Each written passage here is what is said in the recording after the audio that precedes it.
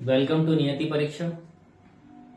हम प्रबंधन की सीरीज को आगे बढ़ा रहे थे, जिसमें आज का टॉपिक है प्रबंध का महत्व। आशा करते हैं कि आपको सामान्य प्रबंधन बहुत अच्छे से समझ आ रहा होगा, और जब भी ये आपका टॉपिक कंप्लीट होगा, यानी फर्स्ट जो है आपका मुख्य टॉपिक प्रबंध की प्रकृति एवं महत्व, इसका इंपॉर्टेंस जो है इतना ज्यादा है कि आपका क्या करेगा, ये बेस का काम करेगा। इसके जो भी अन्य टॉपिक होने वाले हैं, किस चीज के, प्रबंधन के, उसमें सबसे महत्वपूर्ण टॉपिक है, और जिसमें से 2 या 3 क्वेश्चन आना मतलब आएंगे ही आएंगे। तो इसीलिए इस टॉपिक को बहुत बेहतर ढंग से समझने का प्रयास करना है।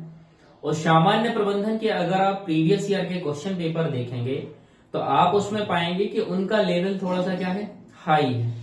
तो हाई लेवल वो इसीलिए लगता है क्योंकि उस चीज को हमने नहीं पढ़ा है।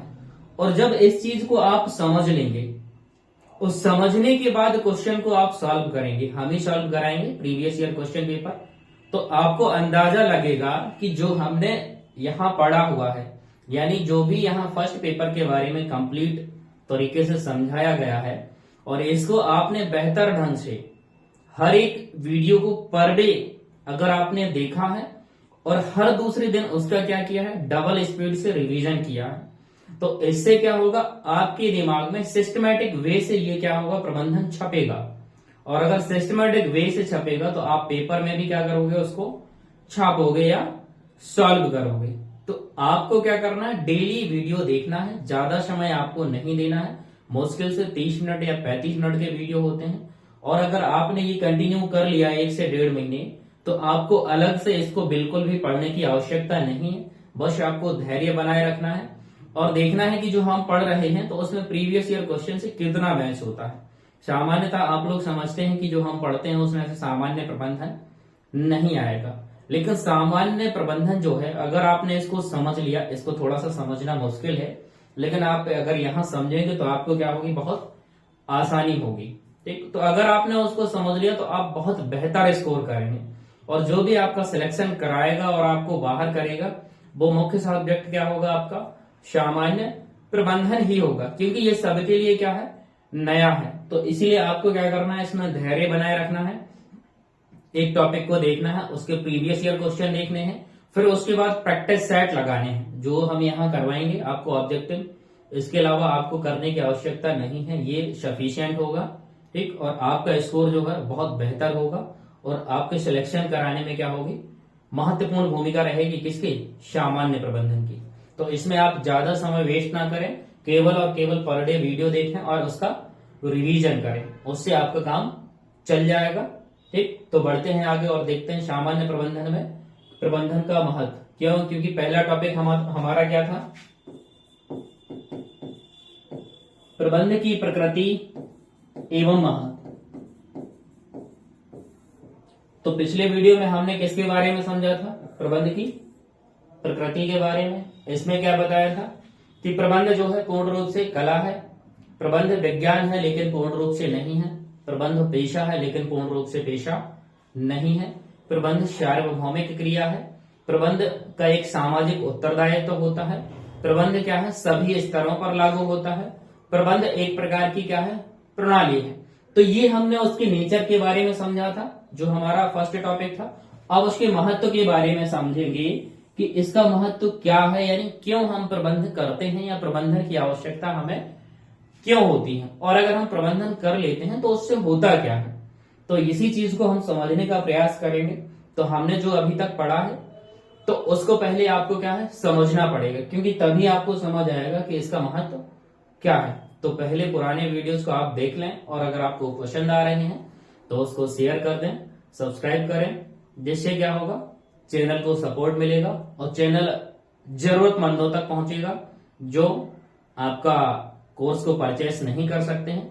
ये प्रबंध पूरा क्या है, निःशुल्क रहेगा, और फुल कोर्स यहाँ पे कराया जाएगा, आपको कहीं भी भटकने की आवश्यकता नहीं है। लेकिन हाँ, आपके जो भी टॉप इंस्टीट्यूट हो पूरे एमपी में, उनसे क्या करना है, आपको कंपैरिजन जरूर करना। और एक बार एक टॉपिक होने के बाद बुक्स वगैरह भी आपको क्या करनी है, देखनी, कोई सा भी इंस्टीट्यूट हो, यानी कितना भी बड़ा इंस्टीट्यूट हो पूरे एमपी में, जो आपका क्या पढ़ा रहा हो, सामान्य प्रबंधन, या उसका कोर्स बेच रहा हो, उससे कंपैरिजन अवश्य करना है। जो भी आपके रिलेटिव में या आपका दोस्त यार जो भी अगर कोर्स लिए हुए है, तो आपको क्या करना है, आपके नोट्स को उसके नोट्स से मैच करना है और देखना है कि कौन आपके लिए बेहतर है। उससे क्या होगा, आपको इस चीज पे फेथ आएगा, यानी जो हम पढ़ा रहे हैं तो उससे आपका विश्वास मजबूत होगा कि हम जो पढ़ा रहे हैं और आप जो पढ़ रहे हैं वो बेस्ट है। ठीक, तो हमारी तैयारी भी क्या होगी, बेस्ट होगी। ठीक, क्योंकि विश्वास से ही क्या होती है, तैयारी मजबूत होती है। तो ये बहुत छोटा वीडियो रहेगा, इसको देखते हैं हम। टॉपिक है इसका प्रबंध का महत्व। तो इसमें जो पहली हेडिंग है, प्रबंध सामूहिक लक्ष्यों को प्राप्त करने में सहायक होता है। हमें क्या करना है, सामूहिक लक्ष्यों की प्राप्ति करनी है, उसमें सहायता करता है कौन, प्रबंधन। तो यही देखना है कि सामूहिक लक्ष्यों को प्राप्त करने में सहायता कैसे करता है। तो यहां हम देखते हैं, कोई भी अगर संगठन होता है, संगठन कितने प्रकार के होते हैं, 2 प्रकार के होते हैं मुख्यतः, व्यावसायिक होते हैं और गैर व्यावसायिक होते हैं। तो अगर जो व्यावसायिक संगठन होते हैं, इसका मुख्यतः उद्देश्य क्या रहता है, लाभ कमाना है। तो अगर हमें लाभ कमाना है तो उसके अन्य गौण उद्देश्य भी होंगे या सहायक उद्देश्य होंगे। तो यहां देखते हैं कि संगठन के उद्देश्यों की प्राप्ति में क्या करता है, सहायता करता है। कौन सहायता करता है, प्रबंधन। इसका मतलब अगर हमें संगठन के उद्देश्य को प्राप्त करना है तो हमें क्या है, प्रबंधन आवश्यक है हमारे लिए। अब कैसे आवश्यक है या कैसे कार्य कराता है, यानी जो प्रबंध है किस तरीके से कार्य कराता है कि हमें संगठन के उद्देश्यों की क्या हो जाती है, प्राप्ति हो जाती है। तो यहां हम देखेंगे संगठन में कौन होता काम करता है, संगठन में मनुष्य काम करता है, व्यक्ति काम करता है। तो संगठन में क्या होता है, व्यक्ति होता है और संगठन होता है, 2 चीजें होती। तो व्यक्ति संगठन में काम क्यों करेगा, यानी अगर आप रोज नौकरी करने के लिए जा रहे हो, ग्रुप 2 सब ग्रुप 4 का एग्जाम दे रहे हो, तो आप क्यों दे रहे हैं, क्योंकि आपको क्या है, रोजगार की तलाश है। ठीक है, रोजगार आपको मिलेगा तो उससे क्या मिलेगी, वेतन मिलेगी, और वेतन मिलेगी तो आप क्या करेंगे, अपनी आजीविका का निर्वाह बहुत बेहतर ढंग से कर पाएंगे। आपका क्या होगा, लिविंग स्टैंडर्ड अच्छा होगा। ठीक, तो व्यक्ति संगठन में शामिल होगा रोजगार के लिए, वेतन के लिए, और अगर आपकी नौकरी लग जाएगी तो आपका समाज में क्या होगा, नाम होगा, आपको साथियों से क्या होगी, मान्यता प्राप्त होगी, और समाज में आपका क्या होगा, सम्मान होगा। तो इसीलिए आप क्या कर रहे हैं, राजस्व विभाग में या जो अन्य विभाग है, पंचायत विभाग हो गया, उस संगठन में आप जा रहे हैं, पंचायती संगठन में या राजस्व विभाग के संगठन में, जिसमें आप क्या करना है, आपको नियुक्ति चाहिए। इसके लिए क्या हो रहा है, आपका एग्जाम हो रहा है। तो इसका मतलब अगर कोई व्यक्ति संगठन में शामिल होता है तो उसका उद्देश्य रहता है, और संगठन का भी क्या रहता है, उद्देश्य। तो अगर यहाँ संगठन व्यावसायिक संगठन की बात करें तो इसका उद्देश्य क्या रहेगा, लाभ कमाना। तो अगर हमें लाभ कमाना है तो इसके लिए कुछ लक्ष्यों को प्राप्त करना पड़ेगा, यानी कोई सेवा प्रदान करनी पड़ेगी या वस्तुओं का क्या करना पड़ेगा, उत्पादन करना पड़ेगा। तभी कभी क्या है, हमें लाभ की प्राप्ति होगी, बिना कुछ किए लाभ की प्राप्ति नहीं होती है। तो यहां आपको देखना है, व्यक्ति संगठन में शामिल हो गया तो व्यक्ति के उद्देश्य हो गए, संगठन भी उद्देश्य होगा। और संगठन में काम किस ढंग से होता है, संगठन में बहुत सारे लोग समूहों में कार्य करते हैं, अलग अलग प्रकार के कार्य करते हैं, लेकिन उनका उद्देश्य क्या रहता है, एक समान रहता है। यहां यही लिखा रहता है कि व्यक्ति की जो प्रयास है, संगठन में व्यक्ति किस ढंग से काम करता है, अलग अलग काम करता है, लेकिन अलग अलग काम तो करता है, लेकिन इसको किस दिशा में काम करना है, समान उद्देश्य की प्राप्ति की दिशा में काम करना है। जैसे अगर 11 खिलाड़ी खेलते हैं क्रिकेट में, तो सबको क्या करना पड़ेगा, आपस में समन्वय करना पड़ेगा। अगर बैटर बैटिंग अच्छी करेगा तो अकेले उसकी बैटिंग करने से काम नहीं चलेगा, यानी बॉलर भी अच्छे होने चाहिए ताकि वो कम से कम स्कोर सामने वाली टीम को करवाएं, और बैटर अगर अच्छे होंगे तो वो क्या करेंगे, लक्ष्य को या स्कोर को जल्दी कवर कर लेंगे या जीत हासिल कर लेंगे। और साथ में फील्डर की भी आवश्यकता होती है, क्योंकि अकेले बैटर अगर रन भर बना लेगा और फील्डिंग नहीं करेगा तो सामने वाली टीम भी क्या करेगी, ज्यादा से ज्यादा रन बनाएगी और वो क्या है, जीत जाएगी। तो यहाँ क्या है, बैटर में, बॉलर में और जो भी फील्डर है तो उनमें क्या करना पड़ता है, आपस में समन्वय बनाना पड़ता है। तो उनका ओवरऑल गोल क्या रहता है, टीम को जीत दिलाना। टीम को अगर जीत दिलाना है तो उन्हें क्या करना पड़ेगा, एक समान उद्देश्य की प्राप्ति की दिशा में क्या करना पड़ेगा, काम करना पड़ेगा। यानी बैटर यहाँ पे अपना काम कर रहा है, बॉलर अपना काम कर रहा है, ठीक है, और जो पीछे विकेट कीपिंग कर रहा है वो भी क्या करेगा, अपना काम करेगा। तो ये सब मिलके अलग अलग प्रकार के काम कर रहे हैं, लेकिन इनका जो टास्क है, उद्देश्य है, वो ओवरऑल क्या रहता है, मैच को जीतना रहता है। तो यही क्या रहता है, प्रबंधन का काम रहता है। प्रबंधन क्या करता है, अलग अलग काम तो कराता है लेकिन इसका उद्देश्य एक ही रहता है। जैसे आप क्या कर रहे हैं, ग्रुप 2 सब ग्रुप 4 की तैयारी कर रहे हैं, तो इसमें क्या है, 8 विषय हैं। तो आप 8 अलग अलग विषयों की तैयारी कर रहे हैं, लेकिन इन अगर 8 विषयों की तैयारी हो जाएगी तो आपका जो गोल है यानी पेपर निकालना, वो क्या हो जाएगा, पूरा हो जाएगा। तो उद्देश्य आपका पेपर निकालना है। तो उद्देश्य की प्राप्ति कब होगी, जब आप 8 विषयों को बेहतर ढंग से पढ़ेंगे, ठीक, उनकी समझ विकसित करेंगे और पेपर में सॉल्व करेंगे। तो यहाँ विषय 8 हैं यानी अलग अलग हैं। तो आपको अलग अलग का मैनेज करना है, अलग अलग को पढ़ना है, अलग अलग तरीके से पढ़ना है, अलग अलग जगह से पढ़ना है, लेकिन सबका ओवरऑल उद्देश्य क्या है, 8 के 8 विषय को पढ़ने का उद्देश्य क्या है, पेपर को निकालना।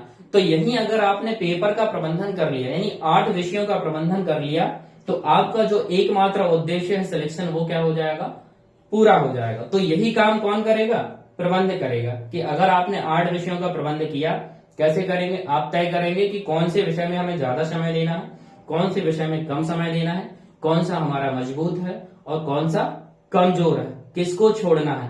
क्योंकि पेपर निकालने के लिए सबसे महत्वपूर्ण चीज होती है हमें ये पता हो कि कौन सा सब्जेक्ट हमें कम पढ़ना है या उसमें से कौन सी चीज को नहीं पढ़ना है। अगर कौन सी चीज को नहीं पढ़ने के बारे में अगर हमने पता कर लिया तो आपका सिलेक्शन क्या हो जाएगा, आसान हो जाएगा। क्योंकि 8 विषयों में कचड़ा बहुत है, तो कचड़े को तय करना आपका काम है। और ये कैसे समझ आएगी, आपके अनुभव से और मुख्यतः किससे, प्रीवियस ईयर क्वेश्चन पेपर से। आप अगर प्रीवियस ईयर क्वेश्चन पेपर देखेंगे लेबर इंस्पेक्टर वगैरह के, जिसमें सामान्य प्रबंधन आता था या जिसमें 8 विषय आते थे, तो इससे आप तय करेंगे कि आपको क्या पढ़ना है और क्या नहीं पढ़ना है। यहीं से क्लियरिटी आपके दिमाग में आएगी और आप तय करेंगे कि 8 विषयों का आपको प्रबंधन कैसे करना है। तो पहला इंपोर्टेंस या जो महत्व है किसका, प्रबंधन का, वो यही है कि व्यक्तियों से क्या करता है, ये अलग अलग कार्य कराता है, लेकिन किस उद्देश्य के लिए, समान उद्देश्य के लिए कार्य कराता है, जिससे क्या होता है, कार्य समय से पूर्ण हो जाता है और जो संगठन का लक्ष्य होता है अधिकतम लाभ की प्राप्ति, उसकी क्या है, पूर्ति होती है। ठीक, तो पहला महत्व देखा। दूसरा महत्व क्या है कि अगर आप प्रबंधन करते हैं तो प्रबंध क्या करता है, क्षमता में वृद्धि करता है। किस तरह से वृद्धि करता है, अगर आप प्रबंध करेंगे किस चीज का, संसाधनों का, तो संसाधन का क्या करेंगे, समुचित उपयोग करेंगे। यानी जिस मात्रा में जिस संसाधन की आवश्यकता है, चाहे वो पूंजी हो, श्रम हो, कच्चा माल हो या मशीनें हो, तो उसका क्या करेंगे, आप सही ढंग से उपयोग करेंगे। अगर सही ढंग से उपयोग करेंगे तो आप जो भी काम कर रहे हैं उसमें लागत या खर्चे क्या आएंगे, कम आएंगे। और अगर लागत या खर्चे कम आएंगे इसका मतलब आपकी उत्पादकता क्या है, बढ़ेगी। इसका मतलब आपकी उत्पादकता किससे बढ़ रही है, प्रबंधन से। तो ये प्रबंध का क्या है, महत्व है कि प्रबंधन अगर हम संसाधनों का करेंगे तो उनका समुचित ढंग से उपयोग अगर करेंगे तो उससे क्या होगा, लागत कम आएगी, और लागत कम आएगी तो उत्पादकता क्या होगी, बढ़ेगी। तो ये भी क्या है कि प्रबंध क्षमता में क्या करता है, वृद्धि करता है, ये उसका महत्व है। अगला देखते हैं, प्रबंध गतिशील संगठन का निर्माण करता है। देखिए आज नित पर डे चीजों में क्या हो रहा है, बदलाव हो रहा है, नई नई तकनीक आ रही है और नई नई फैशन का दौर चल रहा है। आज अगर कोई चीज प्रचलन में है तो हो सकता है कि उसका दौर कल खत्म हो जाए। जैसे हमने देखा था कि पहले मोबाइल का प्रचलन उतना ज्यादा नहीं था, लेकिन जब से डाटा फ्री हो गया उसके बाद से क्या हो गया, मोबाइल का प्रचलन ज्यादा हो गया। चाइनीज कंपनी मार्केट में आ गई है, तब भी मार्केट में क्या है, सस्ते मोबाइल फोन्स आ गए हैं जिससे लोग हर कोई क्या है, खरीद पा रहा है। तो चीजों को खरीदने की क्षमता लोगों के पास आ गई है। क्यों? क्योंकि मोबाइल के रेट जो हो गए हैं, कम हो गए हैं। तो वही चीज क्या है, आए दिन क्या है, चीजों में परिवर्तन हो रहा है, तकनीक में परिवर्तन हो रहा है। जैसे 4G अभी तक चल रहा था, अब क्या आ गया है, 5G आ गया है। तो तकनीक बदल रही, अब 5G फोन आ गए, तो आप कौन सा फोन खरीदेंगे, 5G फोन खरीदेंगे। तो और अब आप देखते जा रहे हैं कि जितने भी डिपार्टमेंट हैं वहां पे किस तरह का काम हो रहा है, कंप्यूटर के माध्यम से, यानी पूरा का पूरा जो सिस्टम है वो डिजिटलाइजेशन में बदल गया है। कोई भी अगर आपका क्या है, उद्योग हो या कोई भी कंपनी हो या आपके सरकारी संगठन हो, हर एक काम किस पे हो रहा है, कंप्यूटर पे हो रहा है। तो कहीं भी अगर कंप्यूटर पे काम हो रहा है तो वहां क्या है, संगठन में पुराने लोग भी काम कर रहे हैं। तो पुराने लोगों की हैबिट क्या रहती है, जैसे अपने मम्मी पापा वगैरह होते हैं तो वो क्या करते हैं, मोबाइल फोन वगैरह को कम पसंद करते हैं। क्यों? क्योंकि वो डरते हैं कि भाई हमें क्या करना, नहीं चलाना है, हमें मतलब ही नहीं है, ज्यादा उपयोग नहीं है, तो इससे क्या करना है, दूरी बना के रखनी है। तो उससे बचने का प्रयास करते हैं, बल्कि मोबाइल चलाना कोई कठिन काम नहीं है। इसी तरह से अगर संगठन में पुराने लोग हैं तो वो क्या करते हैं, कंप्यूटर पे या ऑनलाइन काम करने में कतराते हैं और वो क्या करते हैं, नई नई तकनीक का विरोध करने का प्रयास करते हैं कि हमें उस पर क्या है, काम ना करना पड़े। लेकिन अगर हम अपने आप को चेंज नहीं करेंगे तो क्या है, जो भी बाजार में प्रतियोगी चल रही है, कोई अन्य आदमी आएगा, वो क्या करेगा, नई नई तकनीक लाएगा, उसको अपनाएगा और नई तकनीक का उपयोग करके क्या करेगा, सस्ती चीजें मार्केट में उपलब्ध कराएगा। तो जो हमारी चीजें हैं महंगी हो रही हैं, वो क्या है, उस चीज को लोग नहीं खरीदेंगे, क्योंकि उनको क्या है, जैसे एक छोटा सा उदाहरण लेते हैं मोबाइल का, कि अगर सस्ते मोबाइल आ गए हैं और अच्छी क्वालिटी के आ गए हैं तो मोबाइल ज्यादा खरीदे जा रहे हैं, और जो हमारे भारत में बन रहे हैं वो क्या है, महंगे हैं और उस क्वालिटी के नहीं है, इसीलिए उनका क्या है, ज्यादा बिक्री नहीं होती। तो वही बात होती है कि अगर संगठन है, संगठन में पुराने लोग भी होते हैं, नए लोग भी होते हैं। तो जो भी पुराने लोग होते हैं वो क्या करते हैं, नई नई तकनीकों का विरोध करते हैं। ये ठीक है, क्यों? क्योंकि वो असुरक्षित महसूस करते हैं, उसको चलाने से कतराते हैं और परिवर्तन का विरोध करते हैं। अगर नई तकनीक आती है तो उससे क्या आता है, परिवर्तन आता है, काम क्या है, बहुत फास्ट तरीके से होता है। लेकिन अगर आप प्रबंधन करते हैं तो आप प्रबंधन में क्या है, जो भी प्रबंधक होता है वो नई चुनौतियों को स्वीकार करता है। ठीक है, नवीन एवं अधिक चुनौतीपूर्ण पर्यावरण को क्या कर लेता है, वो स्वीकार करता है और उसके अकॉर्डिंग क्या करता है, संगठन को मजबूत करता है या नए नए लोगों की नियुक्ति करता है, जिससे वो क्या करेंगे, नई तकनीक के साथ काम करेंगे। और नई तकनीक के साथ काम करेंगे तो वो बाजार में क्या है, अपने प्रोडक्ट को बेहतर ढंग से पेश कर पाएगा, कम रेट पर पेश कर पाएगा और उसके ग्राहक जो है वो दूसरी जगह नहीं जा पाएंगे। तो यहाँ मुख्य कार्य क्या रहता है कि प्रबंध गतिशील संगठन का निर्माण करता है। तो जो भी प्रबंधक रहता है उसका काम क्या रहता है, आसपास के वातावरण को देखना।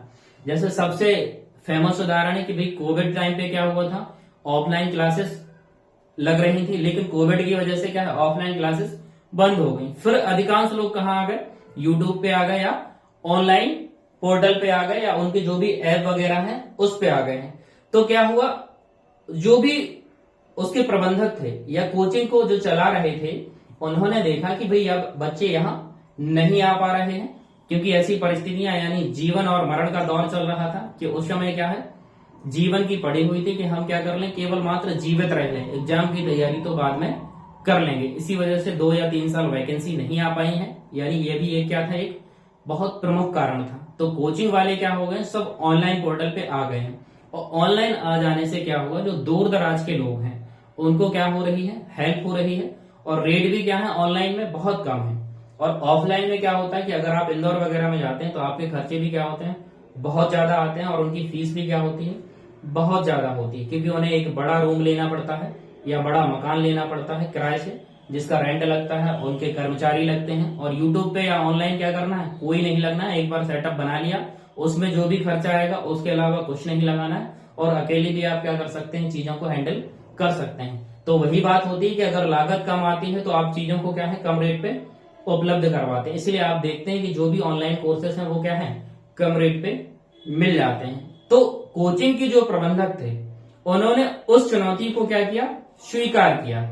उन्होंने देखा कि ऐसे काम नहीं चल रहा है, तो हमें क्या करना पड़ेगा, ऑनलाइन जाना पड़ेगा। तो प्रबंधक का काम क्या रहता है, वो जो भी डायनामिक रूप से चीजें चल रही हैं आपके पर्यावरण में, उस चीज को वो एडॉप्ट कर लेता है और उसके अनुसार क्या करता है, अपने संगठन में बदलाव करता है। मुख्य उदाहरण अभी हमने समझा है कि कोचिंग संगठन कहाँ आ गए हैं, ऑनलाइन पोर्टल पर आ गए हैं। तो ये क्या है, उन्होंने उसको क्या है, चुनौती को स्वीकार किया है। किस चीज की चुनौती थी वो, कोविड दौर की थी।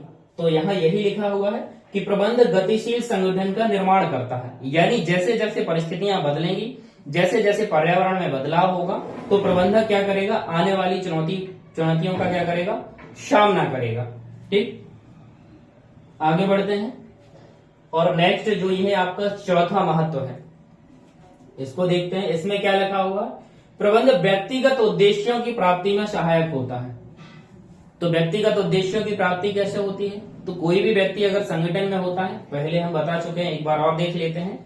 कोई भी व्यक्ति अगर संगठन में शामिल होता है, जैसे आप अगर नौकरी में जा रहे हो, तो आपको मुख्यतः क्या चाहिए, रोजगार। रोजगार से आपको क्या होगी, वेतन की प्राप्ति होगी, और वेतन की प्राप्ति होगी तो आपकी जीवन स्तर जो क्या होगा, उच्च होगा।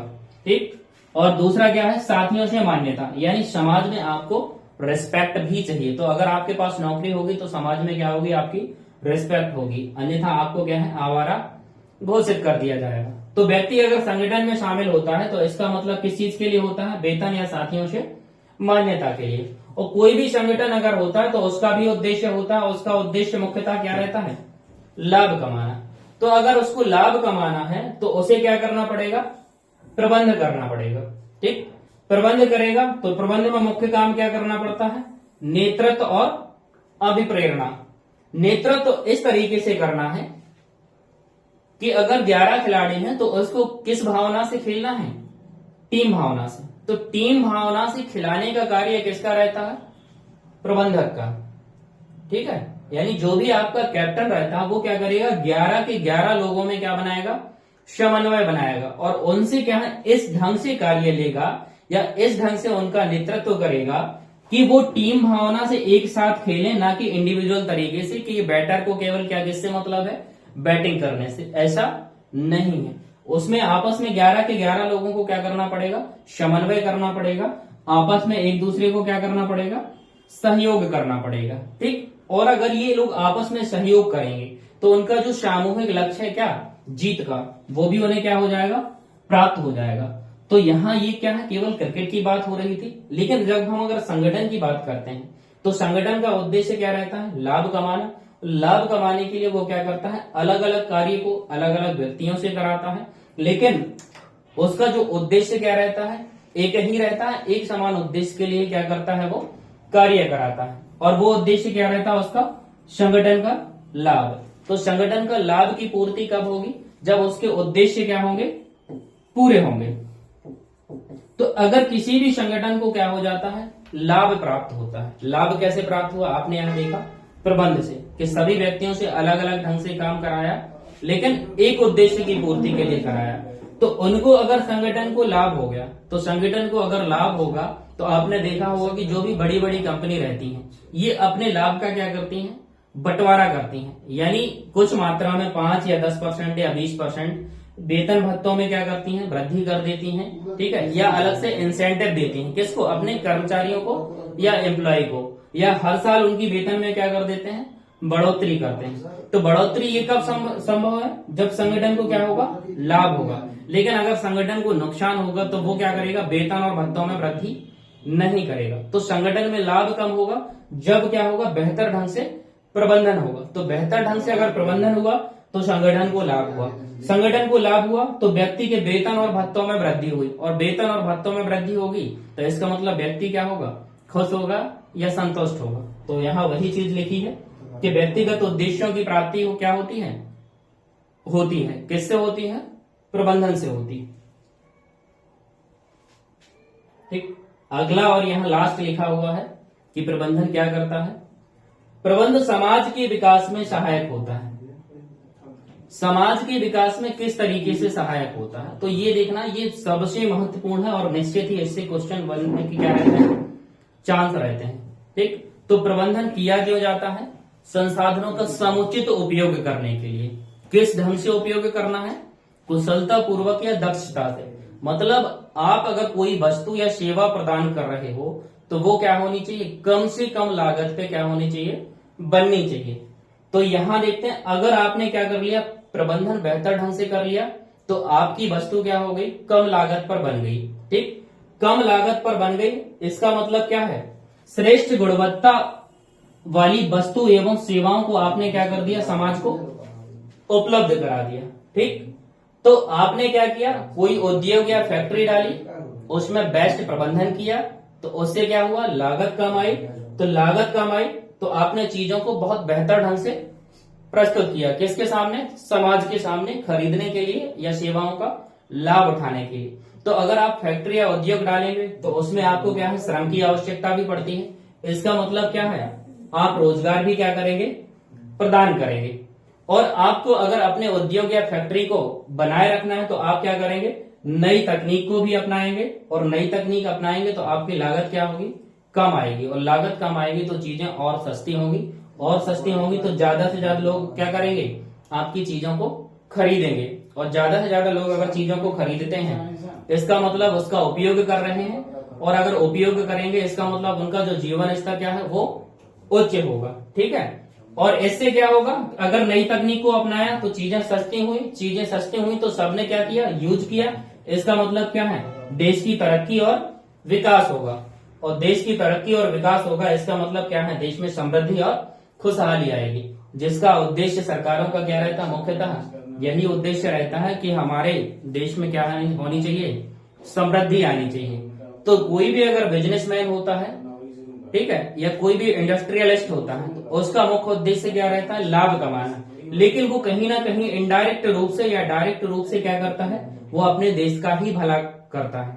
इसीलिए कोई भी सरकार वो हमेशा क्या करती है, इंडस्ट्री को बढ़ावा देती है या उद्योगों को बढ़ावा देती है, उनके अनुकूल क्या करती है, माहौल बनाती है। क्यों? क्योंकि जो भी उद्योगपति है वो क्या करते हैं, समाज के संसाधनों का उपयोग करते हैं, तो समाज को रोजगार भी प्रदान करते हैं, समाज को सस्ती चीजें भी उपलब्ध करवाते हैं, जिससे क्या होता है, सबका भला होता है। और जब सबका भला होता है तो देश में क्या आती है, खुशहाली आती है। तो यहां हमने देखा है कि प्रबंध क्या करता है, इन 5 चीजों को करता है, जिससे उसके क्या है, महत्व के बारे में पता लगता है। अब 2 राइटर हैं जो बहुत महत्वपूर्ण है, इन्होंने क्या है, प्रबंध की डेफिनेशन दी हुई है। ठीक है, उसके महत्व के बारे में बताया हुआ है, तो इनको क्या करना है, याद करना है। तो इनकी डेफिनेशन को देख लेते हैं। एक मुख्य है पीटर एफ ड्रकर। इन्होंने क्या बोला है, प्रबंध प्रत्येक व्यवसाय का गतिशील जीवनदायिनी तत्व है। कैसा तत्व है, गतिशील है और जीवनदायिनी तत्व है। इसके नेतृत्व के बिना उत्पादन के साधन केवल साधन ही रह जाते हैं। इसका मतलब क्या है, जो भी उत्पादन के साधन है, उत्पादन के साधन कौन कौन से हैं, भूमि हो गया, पूंजी हो गया, श्रम हो गया, कच्चा माल हो गया और मशीनें। अगर इनका हम प्रबंध नहीं करेंगे, इनका सही ढंग से उपयोग हम अगर नहीं करेंगे तो ये क्या है, निष्क्रिय है, ये अपने आप में कुछ नहीं कर पाएंगे। प्रबंधक ही इनका क्या करता है, समुचित ढंग से उपयोग करता है। इसीलिए जो पीटर एफ ड्रकर हैं, इन्होंने बोला है ये जीवनदायिनी तत्व है, यानी जो भी निष्क्रिय तत्व हैं, भूमि, पूंजी, श्रम, कच्चा माल और मशीनें, तो निष्क्रिय तत्वों को सक्रिय करना या उनमें जीवन डालना, वो किसका काम रहता है, प्रबंधन का। ठीक, तो इसीलिए इन्होंने ये डेफिनेशन दी है और ये बहुत महत्वपूर्ण है। तो इनको याद रखना है कि ये जीवनदायिनी तत्व निम्न में से किस राइटर ने बोला है, तो आंसर क्या होगा, पीटर एफ ड्रकर। एक और है कूंज एवं ओडोनेल। इन्होंने भी एक डेफिनेशन दी है कि प्रबंध से अधिक महत्वपूर्ण मानव क्रिया का और कोई क्षेत्र नहीं है। इन्होंने प्रबंध में इतनी बड़ी बात कह दी है कि मानव क्रिया का और कोई क्षेत्र नहीं है। इसका मतलब क्या है, कि जहां भी मनुष्य है, अगर वो प्रबंध नहीं करता है तो उसके कार्य करने का कोई मतलब नहीं है। मतलब अगर वो व्यवस्थित ढंग से चीजों को नहीं करेगा तो वो कोई भी काम कर ले, उसमें उसको सफलता मिलना संभव नहीं है। जैसे अगर आप तैयारी कर रहे हैं तो 8 विषयों का अगर आप मैनेजमेंट नहीं करेंगे, व्यवस्थित ढंग से तैयारी नहीं करेंगे, तो आपका सिलेक्शन नहीं होगा।